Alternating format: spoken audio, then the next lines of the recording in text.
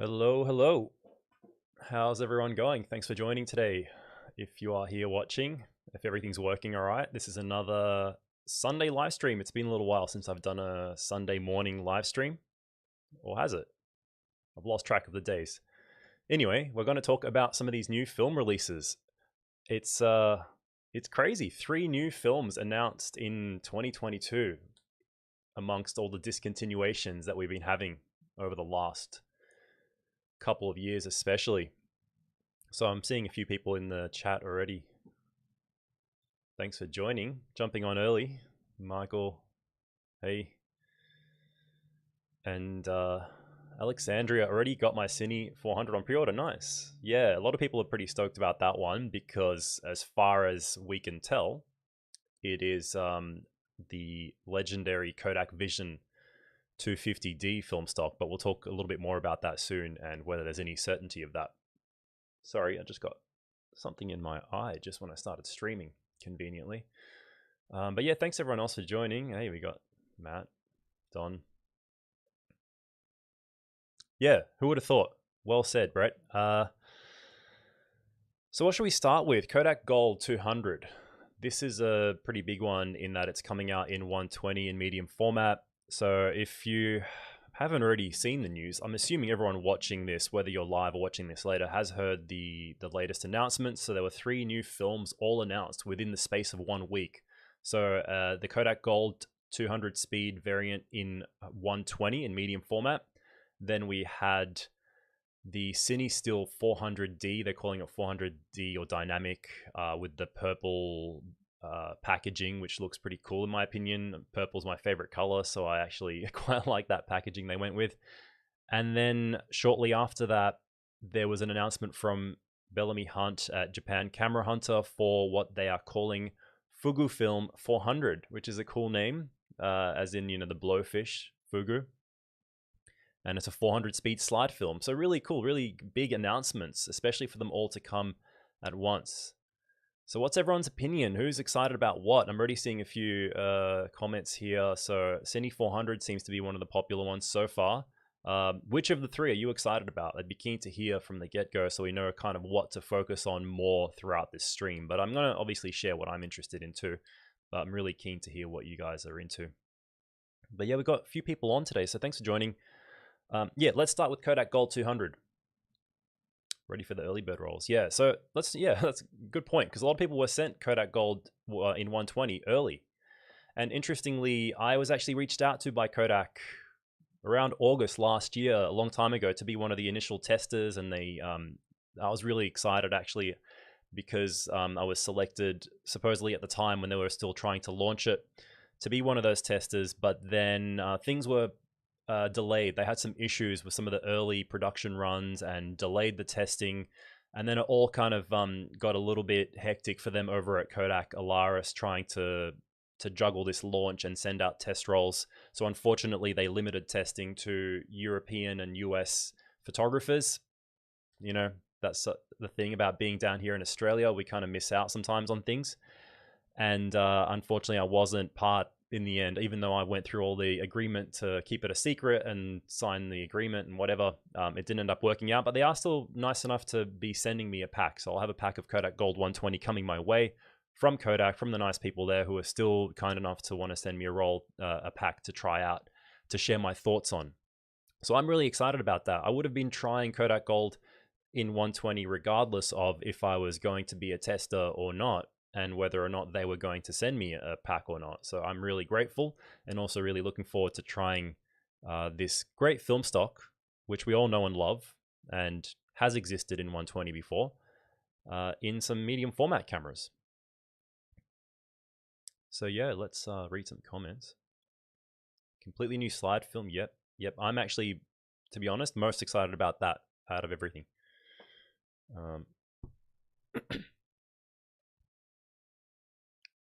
Don't shoot much medium format because of cost, so I'm more excited for the other 2. Yeah, perfectly fine. That makes sense. If you don't shoot medium format, then Fugufilm can slide into my camera. Yeah. Have you even been shooting any film lately, man? Hey, James, thanks for joining, man. Shooting a roll of ADOX Color Mission. Yeah, cool. I'm actually looking forward to trying that too. Funny enough, one of my regular viewers and friends through Discord, Darren, is actually sending me a roll of that to try out, just as a surprise compliment. Really nice of him. He sent me some film before, and I'm going to be trying that out soon as well. The price. Actually, on that note, I was actually looking into price and availability because I thought I would share some of that if it was available. And all I could find is some early pre-orders and stuff like through Moment. What have we got here? They said it's meant to be 20% cheaper than the professional lines that we already know about, like Kodak Portra and Ektar and all that sort of stuff. So $44.95 US for a Pro Pack 5 rolls actually looks pretty reasonable to me, considering that an equivalent pack of Portra is maybe, if you're talking US dollars, in the 60s now. I don't know what it is in US dollars, but here in Australia, it's like 100 Australian dollars for a 5-pack of Portra 400, for example. 100 plus, to be honest. So if we can guess, that would make it, if you're down here in Australia, that's 70, 80 Australian dollars maybe, which is still, it's higher than film used to cost, but I would expect that that would be the maximum price down here. So yeah, it seems to be that it's released, but it's sort of on early stages of pre-order. I know some stores already have pre-sold out or sold out or whatever it is. And what else should I talk about? Maybe about Kodak Gold as a film stock, as an emulsion, because this is, even though it's a new film, it's a film that has existed before. We all know and love it in 120. I mean, sorry, we don't necessarily all love it. Sorry, I meant to say 35 mil. It's existed in 35 mil. And I'm going to bring up some shots, actually, while you guys are looking at this page. I'm going to get into my Lightroom collection and find some photos that I've put together, or some photos that I've just sort of quickly shortlisted from 35 mil rolls of Kodak Gold that I've shot in the past, just so you can have a look at that. I just quickly selected some shots. So obviously, if you haven't shot Kodak Gold, you already know. You might not already know, but it's got it's a lower cost, consumer grade 35 mil film with warm colors, noticeable grain. It's got a sort of a punchy look with medium saturation, I would say. And it's a good alternative to shooting expensive films like Portra, always has been. So now that it's coming out in 120, that's what's really great about this. It's the fact that we don't really have many consumer level and cost 120 films in color. So you have Portra, you have Ektar, you have 3 variations of Portra. You always had 400H and all the slide films. They're all quite expensive. But when it comes to consumer grade and priced 120 films, you only had Lomography, 400, 100, and so on.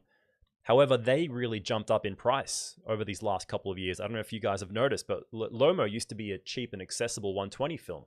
You could buy it and test out a camera, or just use it if you're not really needing those pro grade results. Excuse me. But now that Gold is coming out, I think it really fills a gap in the market. Let me know what you guys think, if you agree. Are you looking forward to shooting Gold or not? I'll show some more of those shots in a moment.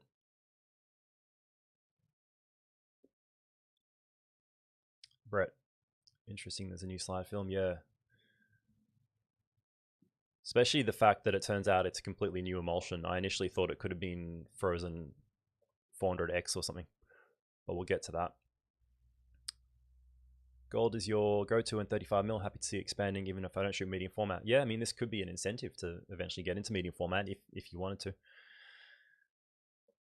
More films means we are staying alive. That's exactly right. That's one of the things I really wanted to kind of express in this live stream, is that all this news is great news. For some reason, some people seem to find a way to put a negative spin on it because of the fact that some of these are maybe repackaged or pre-existing things, or whatever it might be, in the case of Cinestill being Vision Film or whatever. But I think it's really good. It's really great for the industry. It's helping keep the community thriving, the film industry alive and kicking, and getting more people into film, which is good for the future. So let's quickly have a look at some of these Kodak Gold shots. I'll just quickly kind of click through some of them, just to give you a general idea of what results I've been getting in 35 mil. when I do shoot this film, it's not that frequent that I shoot it, but when I do, it's always quite nice. Really great, sort of warm, classic look to it. Just that kind of Kodak moment look, and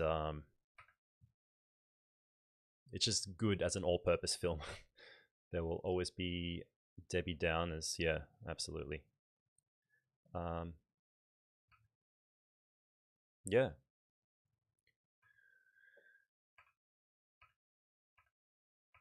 So I would just expect that in 120, and especially from what I've already seen from the people who did get their hands on test rolls and make videos out of it and so on, is that its performance is similar, but obviously with the medium format benefits of the medium format look of the finer grain and the kind of better gradation between tones that you get due to the larger negative. But in terms of the general color palette, it seems similar. And mind you, this film can be great at nighttime. People wouldn't expect that, but I've shot it a fair bit at night with some of these shots you're seeing here. And I know, sorry, I'm clicking through really fast, but I'm just trying to give you a quick idea. Yeah, some of my favorite shots on Gold are at nighttime. People really love some of these ones. These were just for fun while we were staying at a motel on a trip between Sydney and Melbourne. And these were shot in the M4, as you can see.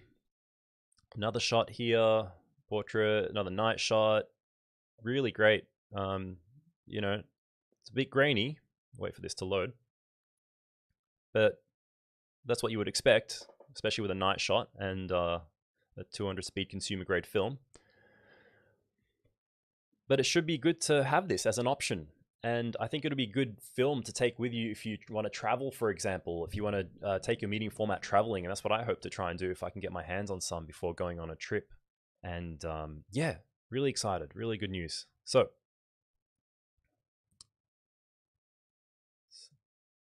marker. I use a lot. Pro image would be nice too. Yeah, that'd be cool. I guess you've got Ektar, but that's actually quite different to Pro Image. Yeah, I think Pro Image, Colorplus, and Gold, out of the three, Kodak, probably wanted to choose one of those to make in a 120 size, and maybe Gold is the most popular. I wonder why they went with that one. Anyone have any idea when Fugufilm is supposed to come out? Yeah, I'm not sure. They didn't put a date on it. They said that they're aiming for it soon. I think April maybe, but they're unsure.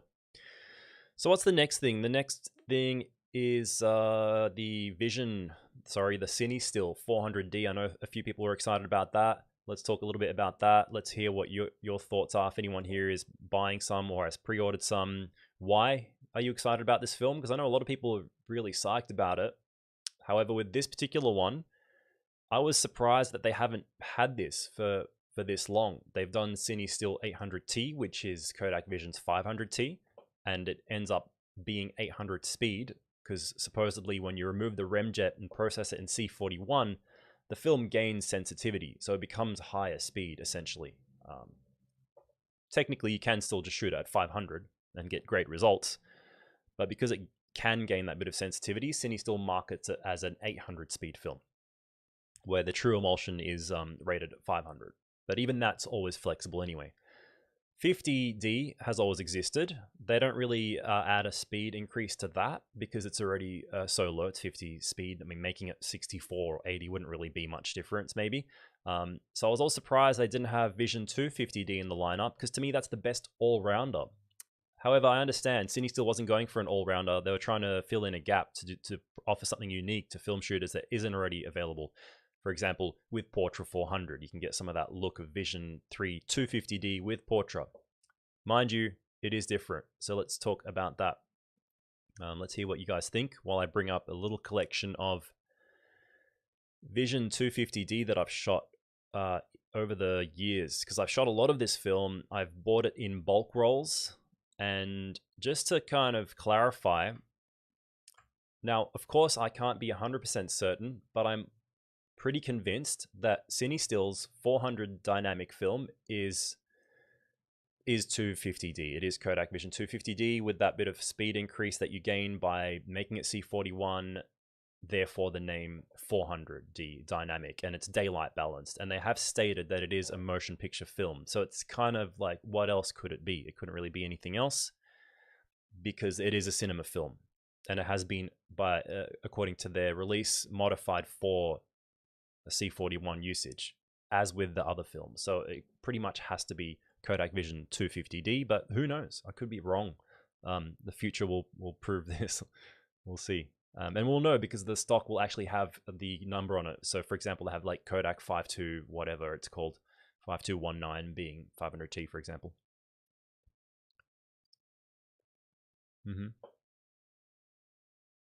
The colors and skin, yeah. So 250D, if you've never shot it, it's really nice. It's a great film. It's quite punchy. It's versatile. It actually looks great whether you shoot it in the daytime or nighttime. It's got fine grain, really nice dynamic range. So yeah, exactly right. With that comment, 500T becomes 800T, yeah. Cinestill claims the website 400D is not respooled motion picture film on their Kickstarter page. Yeah, I think they just use interesting terminology because in one of the releases they just claim that it's not technically respooled, because what used to happen is Kodak used to buy the Vision film and remove the remjet, but then they eventually got a deal with Kodak to just have it made without remjet, as far as I know. If anyone out there has better knowledge on the details of that, I think that's what allows them to say it's not respooled, because technically it's kind of not, but it is still spooled. Do you know what I mean? So it's not respooled. They don't have to put in as much workaround to remove the remjet because they get it done through Kodak now, as far as I know, streamlining the whole process. But the stock would have to be some version of 250D, as far as I would think. But interesting there. I wonder, because yeah, their wording was really confusing. So it's a good talking point though.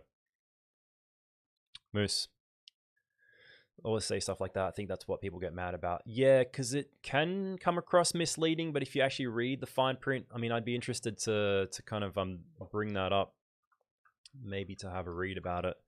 But I think more importantly, it looks like it's going to be a great film. And to be honest, from the samples they posted, to me, it actually looks like, because I've shot a whole bulk roll, like 20 plus rolls, a bulk roll or two of 250D in both C41 process, ECN, all that sort of stuff.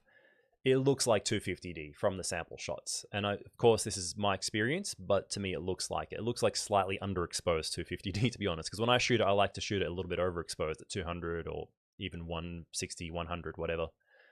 So let's show some of these photos that I've taken in the past. Here we go.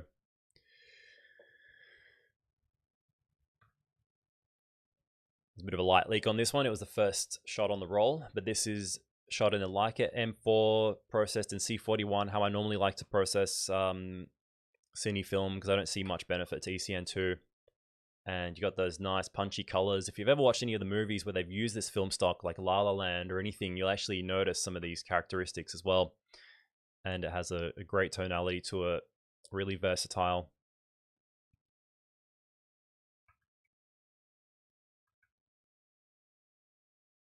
Bit of dust on the frame here, but yeah, I've scanned the full frame here, converted it in Negative Lab Pro,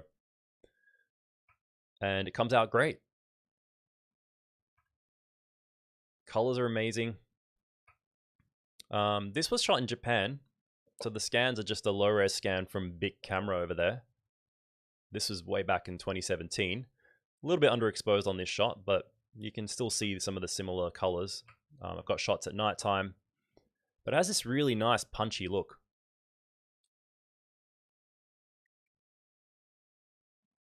Nice.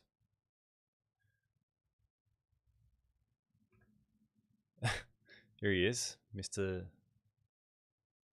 Lee. Back in Japan, up in the Fox Village. And yeah, these shots are quite old, but I was shooting 250D from way back because it's just a great way to get an awesome film stock for cheap and to process it yourself. Removing the remjet isn't that hard. Shots of Mount Fuji. Really handles overexposure quite well. You can shoot this film at 100, 200, whatever, no problem. I wouldn't recommend underexposing it too much though. You can, but it loses some of this characteristic, the really bright punchy look that it gets. And look at the highlights, how well the highlights hold up. I've exposed for the shadows and still gotten an amazing exposure of these really bright areas of the mountain, which, mind you, is a bit hazy in the background. But even the colors in the foreground here, the shadows have detail. The grain is nice. It's a beautiful film. So yeah, if we can all assume that this is what Cinestill is launching a version of, then it's good news. However, mind you that without the remjet layer, you will get halation on it. So for example, with this shot, you would have really bright red, like red halations all over these white points and all over these streaks, for example. And you would even get halations on overexposed daytime shots. For example, it would be pretty noticeable around the white parts of this image. And perhaps here you would have halations around the white parts, the really high exposure, bright highlights. But that will be the compromise that you would have to accept when shooting the Cinestill version, the version without the remjet. But yeah, I love this film. It's so good. I shot so much of it while traveling. I shot it at nighttime in a point and shoot camera. Still came out great. This was from a point and shoot camera. It's these drunk Japanese guys we ran into in the street. Handles really well. Yeah, I respooled it, I think, into a canister that had a 200 speed rating on it. So DX code read at 200. Looks good. Again, overexposed. Look at the highlights. There's still color and detail in the highlights. So if you had a really high-end scan, you could extract all of that back from it. Love this portrait of Sarah. Again, really great in terms of dynamic range and getting that exposure all the way from the shadows to the highlights. One of the benefits of cinema film. Yeah. What more can I say? What do you guys have to say about it? You excited? Who's going to try this? Sharif from Egypt. Hey, man. Thank you. So, they buy the big master roll and cut the film down. Yeah. That's another reason why they could claim it's not respooled. Exactly. It's all just semantics. Thank you. Going to shoot it with 400D to compare colors for a personal experiment. Yeah, I mean, you can do that. You can just read the code on the edge of the film. Unless now, I don't know if I haven't shot Cinestill in years, but I don't know if they now have a version without the Eastman 5219, the coding on the edge of the film anymore. Maybe they have Kodak or whoever cut the film, which is Alaris. I don't know. I've lost track of how that all works. Maybe they have them print the word Cinestill on the edge of the film. If anyone has shot it recently, let me know. James, really nice set from Japan. Looks good. Thanks, man. Yeah, I loved that film, shooting it. And I have still been bulk loading Vision film, but my last roll was 500T. I thought I'd mix things up, and I've been shooting bulk rolls of that. But I think I would prefer 250D. It just looks nicer, I think. And it can be shot at nighttime as well. The benefit of 500T is just that it's faster. Very keen. However, I know it's going to be pricey. Yeah, it takes a lot of money and effort and marketing for them to put something like this on the market, so that's just part of it, unfortunately. And film prices are rising. You shot it recently and yours says Cinestill on it. Oh yeah, cool, interesting, because I have some old Cinestill that I've shot in 35mm, and on the edge it didn't say Cinestill, it just had the actual Kodak Eastman markings on it, which looked identical to the 500T that I had shot. And very Timo confirming that. Okay, cool, I thought so. Yeah, so I mean that you'll have to just shoot it side by side, and people will be able to tell. You can shoot it side by side. You'll have pretty much results similar to this, but with halation on it, which if you don't mind the halation, some people don't mind it. Yeah, it doesn't have to detract from the shot, but the more you overexpose, the more prone you are to getting it. For example, there's actually a subtle, very tiny bit of halation you still get with films anyway. Like you can see it's really subtle here, even with a remjet layer. But if it wasn't for the remjet layer, that would be a big red blob, for example, maybe covering up all this white area. You'd have more of it sort of showing up here.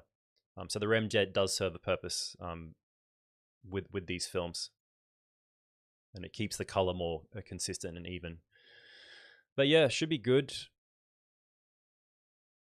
So I'm definitely gonna probably try some of this as well and do the same. Shoot it, compare it to some of my 250D results, see if it does look the same or not. Do I have any ADOX color mission film? I am, like I mentioned earlier, if you missed it, I'm going to try some out soon. So I'll be doing a video with my thoughts on that, hopefully sometime down the track. It would be a while though. I've got a lot on my plate at the moment, but I am going to try that film out. I've been meaning to, and it actually looks really nice. How much of a struggle is it removing the remjet? Not much at all, because when you process C41, you usually do a pre-bath where you warm the film up. I use that as an opportunity to mix in a bit of bicarb soda, shake it around, pour out most of the remjet comes out at that stage, and you do a couple of more rinses at the working temperature, whatever that is, 38.5 degrees Celsius, and then you just process as normal. And then at the very end, you just wipe off any remaining remjet on the film, which is quite easy, to be honest. So I'm sure there's plenty of videos out there by now going through that process, but it's not as bad as people think. Portrait has a very noticeable halation. Yeah, any film that you overexpose quite strongly, you'll notice some halation sometimes. Cinestill has the normal. Okay, cool. Yeah. So the sprockets are slightly shaped differently as well for motion picture film. That is true. So that's the thing. I think now they're getting Kodak to manufacture a remjet layer-free version for them. They have been for a while, which is great because it means they're growing as a company and that they can offer this stuff with more consistency, less issues and scratches and light piping and all that stuff that used to happen with early batches, which is great. So let's talk about the last thing. Let's talk about Fugufilm 400. This is the one I'm actually most excited about because Gold 200 has existed before in 120. We've had it for a while in 35mm and still do. So it's new, but kind of not in a way. Cinestill 400D, as mentioned, it most likely is 250. We'll see, but I'm pretty sure. And I've shot a lot of that, so I know a lot of people would be excited if they haven't shot it, because not everyone has access to developing color at home and the willpower to bother with the remjet and access to the film and all that sort of stuff. So I think it's great that they're bringing that to the market. But Fugufilm is an entirely new product, as far as we're told. So that's big news. And what is it? It's a 400 speed slide film. So there's an official announcement if you haven't seen it. And it's on the Japan Camera Hunter website, which you could easily find. If you just Google Fugufilm 400 official announcement, you'll find this page. And Bellamy, I think Bellamy wrote the article. He goes into detail about he and his friend Horatio Tan at Street Silhouette's been working on the film for a while, and it's been in development since 2019, and it's something they've been excited about for a while but not able to share information on, and that it is in fact a brand new, not a repackaged slide film. Because I saw the samples and I got excited, and I commented on the Instagram post saying 400X, ProVia 400X, because I've shot that film. Really loved it when I did shoot it back in 2016, I think was the last time. And that was the last 400 speed slide film that I think was ever in production. So the fact that they're launching a new 400 speed slide film is quite a big thing, because that's another big gap in the market. There is no other 400 speed slide film since 400X was discontinued, and I think there was another film called Fuji Fortia, and there probably was a version of Sensia and other 400 speed slides in the past, so it was quite common, but they died out a long time ago. So I went onto this page, this announcement page, and saw that this is not a repackaged version of ProVia 400X and or anything else, because to be honest, anything that even was cold stored for this long would have suffered some color shift by now, and how much of it would have been cold stored to really warrant a whole new release? So I believe what they're saying in that this is a new stock. They've collaborated with some production place in Europe or whatever, and created an emulsion somehow. And looking at the sample shots, it does look different to 400X. The ones I saw on Instagram, where are they? They were more like this one here, like the shots that I'm assuming Bellamy shot in Japan. They kind of did remind me of 400X. However, a lot of these have this interesting magenta highlight sort of thing happening, which I don't remember 400X having too much of. So you look at the highlights here, very pink. This kind of reminded me of 400X, but yeah, apparently it's not that. There's the man himself. But it looks good. What do you guys think? Do you think this is a nice look. It's a classic sort of all-round looking slide film with warmish highlights, greenish shadows, which gives an interesting kind of contrast within the shot. And it's unique. And what you'll get with a 400 speed slide is grain. It's something you don't normally get a lot of with slide film.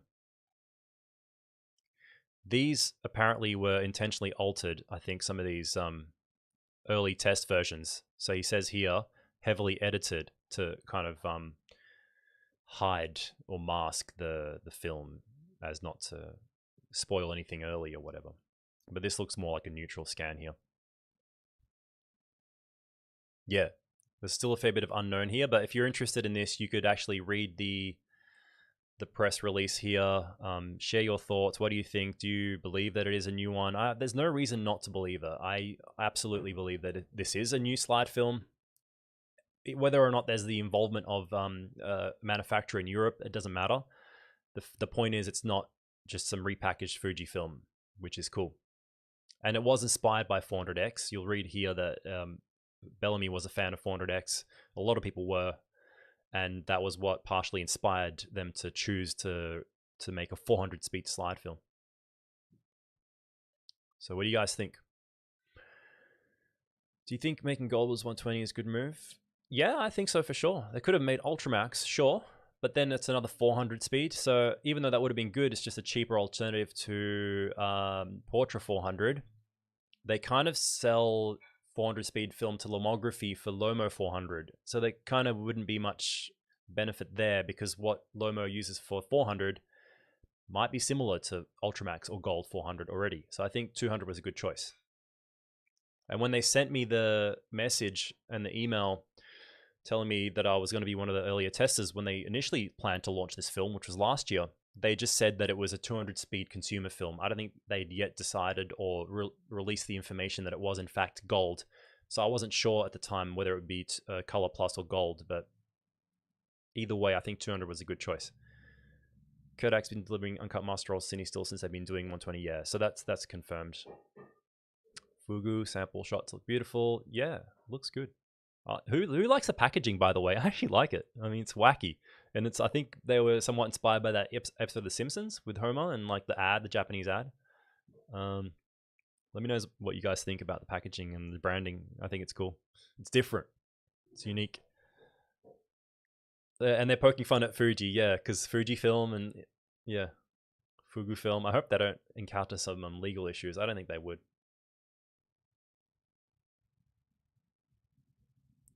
Yes, we're assuming it's new. A faster slide film, yep, be great for street photography. Looking forward to trying some for that. I really want to try this film as soon as I get a chance and do some street photography with it. Share some thoughts, obviously. Moose is keen. Nice, man. A lot of people asking for Colorplus and 120 now. Yeah, I don't think there'd be much point. Colorplus and Gold, they're pretty similar. I mean, there might be some variation, but they're close enough to actually, I think, warrant at least having one. I'm happy with one. Be cool if they made both, but I don't think there's much point. Gold is better film than Ultramax. You can just shoot at 400 anyway. Yeah, you can do that. You can push it to stop. You can not push it. You can just underexpose it. It comes out fine. You love the packaging? Yeah, okay. Who else? Yeah, Moose likes it. Cool. It's fun. I like that there's a purple Cinestill and a pink Fugufilm. Hey, Martin. From Sweden. Package looks like bubblegum. Yeah, it does. Love the packaging and the name. What we really want is Superior 120. Yeah, that would be Fuji. As if, man. If they were bringing things out rather than cutting them, that would be really nice. You never know. It is the Japanese word for pufferfish. So, what is this going to be like? All we have to go by is the sample shots. But if anyone is curious about 400X, I can actually show you a little bit of that, of what results I've had with 400 speed slide film. Now, obviously, this is not going to be this same film, but it could be fun to look at, because the last time I shot this 400 speed slide film was in 2016. So while ago now, 6 years. And here's some results that I'm going to bring up in Lightroom. All right, you guys can see that, right? Cool. Yeah, you can have a quick look at these thumbnails. So these are scans which kind of look a little bit dark compared to the actual slide in a projector or on a light box, but they give you a good idea. This one's a bit blurry, but I'll just quickly go through some, and you can see obviously the biggest thing that's unique. These scans are low res actually. I've zoomed into 100% and it hasn't gotten much bigger. But I don't know if you can make it out on YouTube. There's a bit of grain there, a noticeable amount of grain. I really should rescan these. There's just no resolution. How big are they? 1565 by 1000 pixels. Yeah, that's really low Noritsu scan. So yeah, I have the slides though. I just didn't bother digging them out. So this should give you an idea. 400X was a great film stock, and when you do shoot 400 speed slide, you get the benefit of the colors, the punchy colors of slide film, and that nice bit of graininess. And the grain on slide looks different to on negative film. And depending on the scanner, it can render differently. The Noritsu tends to over sharpen grain a little bit, the one that was used, at least here, that I know of. But yeah, 400 speed for a slide film is very handy if you want to shoot street. Mind you, this was probably still a bit underexposed, but you can't overexpose slide much either. See, these highlights are already starting to blow out in the background. Let's find some better shots, actually. What have we got? Yeah, just like classic kind of tableau of colors from the market. It actually had pretty decent dynamic range for a slide film as well, so I'm hoping that this Fugufilm will be similar. Classic film photographer shot of a laundromat. A bit underexposed again, but kind of looks cool. Yeah, I think we already saw these shots. Looks good at nighttime. Really nice. So if this new 400 speed slide is anything like this in terms of versatility and usage, I'll be pretty happy. And what I can see from their sample shots is that Fugufilm is definitely warmer. It's got this pinkish, the magenta highlights like I mentioned. So it's not in every shot, but it is apparent in some of them. So I don't know if it was just the scanning or editing. But yeah, you can kind of see that in some of these. Especially here. It could just be the scan or the exposure. The walls have a pinkish look. So it's clear that this is something a bit different. But the range looks good. And it has a similar grain to what we were looking at with that 400X gallery just now. So that's it, guys. Those are the 3 new films. I'm excited and looking forward to trying these. Hope that everyone else is excited too. I can't wait to start seeing people's shots on, I guess Kodak Gold will come first, and then sooner or later Cinestill, because that's kind of a crowdfunding-ish type thing that they're doing. I haven't actually pre-ordered any myself, but Fugufilm is maybe April, May, we'll see. Favorite film? That would be, for color, Kodak Ektar 100.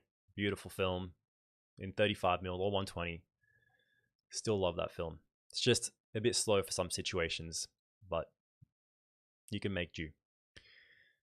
400 speed would be nice. Tried using Velvia 50 for non-tripod mounted street style shots and it was not fun. Yeah, I guess unless you're trying to get movement, that would be cool. But yeah, I mean, the fact that I was able to get this handheld, you can see a bit of movement here in the cars, meaning I was probably using a 60th of a second, judging by the motion, and still get a decent exposure.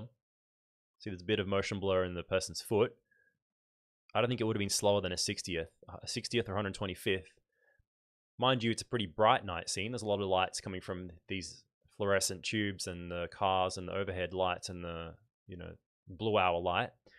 But that's still pretty good for a slide film. And if I was to rescan this frame, it would come out even better. This is a bad scan, a low res scan. It's not very detailed, but that's great. Having this and the unique colors of slide film, it's something special. So yeah, that was 400X, Fuji Provia 400X. But yeah, guys, I think that's the majority of what I wanted to share. I'm just going to quickly catch up on some of these comments. Thanks for anyone who's joined and already is about to leave. No problem if you haven't already left.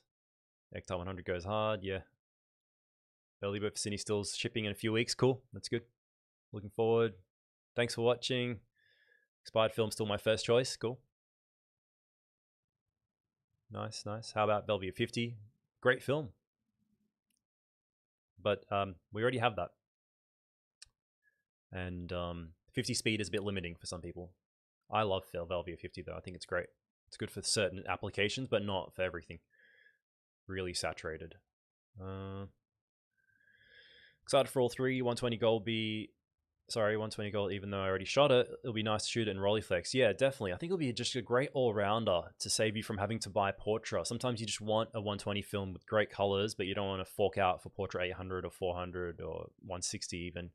And maybe Ectar is like, even though that was traditionally cheaper, gold should be cheaper yet.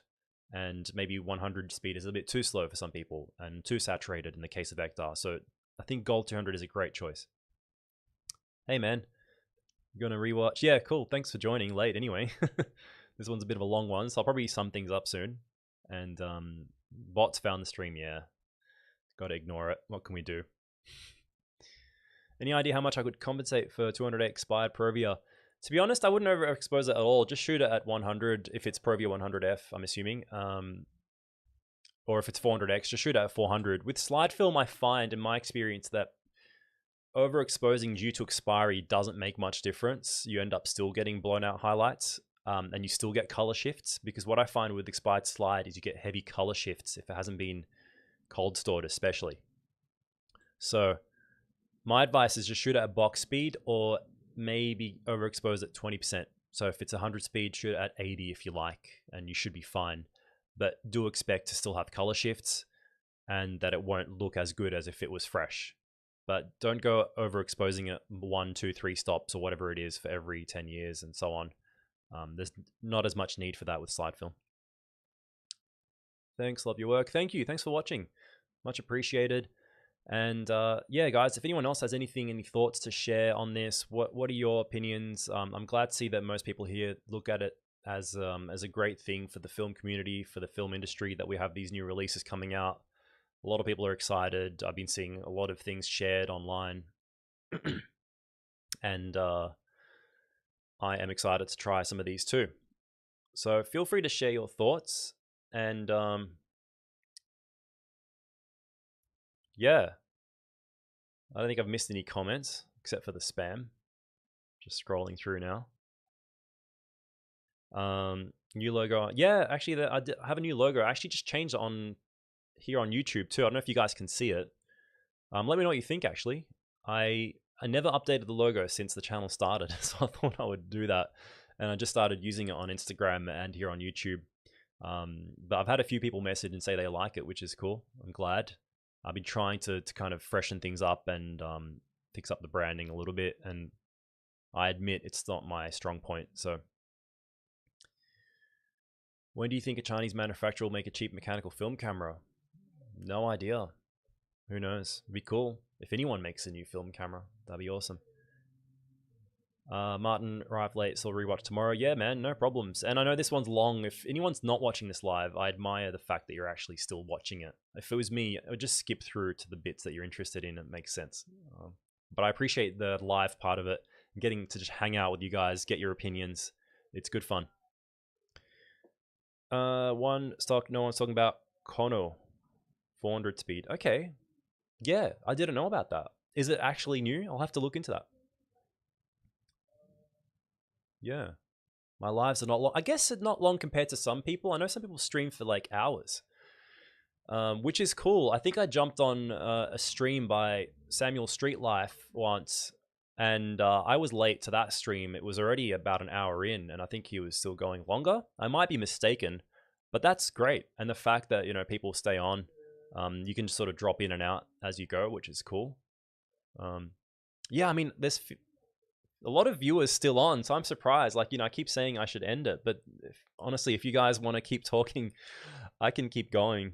I just thought that maybe I went over everything I wanted to talk about. Do I shoot any motion picture film?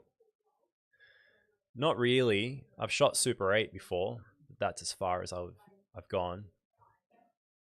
Doing dishes. Nice. Yeah, it's a good time to watch a stream. I was watching streams while developing film last time. That's always a good filler activity. Good to hear that film will love another. I guess you meant live another day, but love another day makes sense too. Been thinking to shoot film again on a limited basis. Yeah, I mean, that's a good way to do it if you don't want to fork out the cost of switching completely to film, which I don't think is too sensible if you actually shoot a lot or you do it for work. But hey, some people do it. Miss Fuji Industrial 100 so much. Yeah, as far as I know, Fuji still manufactures or sells that in Japan under the Fuji Color 100 brand. So if you're really keen, try and buy yourself a whole bunch of that before they cut that off completely as well. Because I know that you can get it from Japan. And in my experience, Industrial 100 and just normal Fuji Color 100 were the same emulsion. As far as I could tell, there was not really any difference in the results when I shot it. But Industrial was the cheaper packaging that they made in Japan for business usage, for industrial applications, selling it to whoever. Kono is a tinted film. So they do those modified films. Yeah, like the bubblegum looking things and all that. It's probably modified portrait, could be, yeah. Modified Ultramax, you never know. Controversial, but I think gold looks exactly the same as portrait. I wouldn't say so. I can see some similarity in some of the colors, the way colors render, but to me it doesn't look like portrait. If you zoom in to a really good scan of an identical frame shot on both films, you will see the difference, especially in the grain and the general look, the tonality, the saturation. But I can see why some people call it poor man's portrait, for example. It does share some of those general qualities, and you can edit it to probably look like portrait too. Wish we had Silberzal's type processing in Australia for Vision 3 Cinestill films. We do. There's a place called B2 Darkroom. I've done a video sharing my test rolls from them, and they do 35mm and 120 films, cinema films. Sorry, I'm actually going to look this up for you now. And they develop it in ECN2. And they scan it for you on a Noritsu and everything. So it's pretty cool. I'll bring up their website and show it.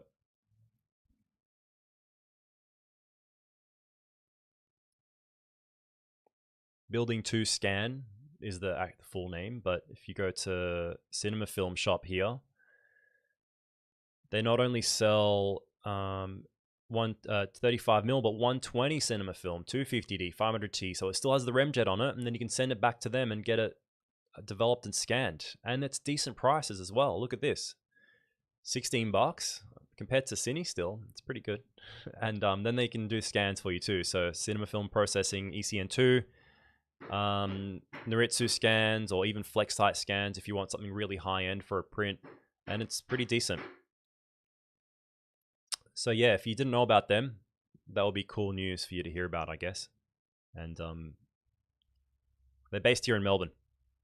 Nice guys. I've gone there. I've chatted to the person who runs it. And they're a small little operation, but yeah, they are still operating as far as I know. They have an Instagram page too. I'm sure you can find more information and sample shots there. Yeah. Do I scan my own photos with digital camera? Sometimes. So if it's black and white, I do it myself. If it is cinema film, I do it myself. If it's just general C41, I save the time and just give it all to a lab. And then only rescan specific frames if I need to. Specific frames, sorry, is what I meant to say. What are my thoughts on Cinestill 4x5? I don't shoot 4x5 at the moment. I've shot it before, but I can't say much. Currently, they're at 85% backed. I think it's great for 4x5 shooters, and that would be amazing to have it as an option. But yeah, let's see how that goes. What do you like about 250D better than 500D? I like the colors more. They have a more natural rendering, and it's finer grain as well. It's just more punchy. It's more vibrant than 500T. 500T, I find, unless you really overexpose it, it can be a little bit muted. But that's just in my experience. And I just like that it's daylight balanced, which looks fine in the daytime or nighttime. We're meant to prep for viewing. Okay. Have I ever scanned graded films?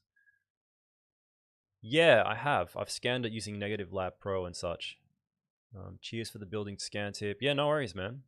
Cool. All right, guys. I think I'll end things there. I've got to get some work done. Got to do some editing today for a wedding shoot and get onto some other things. But thanks for joining if you came on live today. And hopefully I'll be dropping another video sometime during the week. I'm got a pretty big schedule, so we'll see how things go with that. And I will be in Sydney for the portrait workshop that's happening over there with PA Sydney. So if anyone happens to be here who did buy tickets to that, thanks for coming on board. I'm looking forward to seeing you all in Sydney, and then for hanging there for a couple of days after. We'll see if PA Sydney can organize a photo walk as well, some kind of meetup. There we go. I'm losing my voice. So good timing to end things there. Thanks for joining if you did come on. Clearly I've been talking too much. And yeah, I'll end things here and see you all next time. I hope you have a good day if you're here, or if you're somewhere where it's nighttime, that you have a good night. And yeah, we'll chat soon. All right, bye.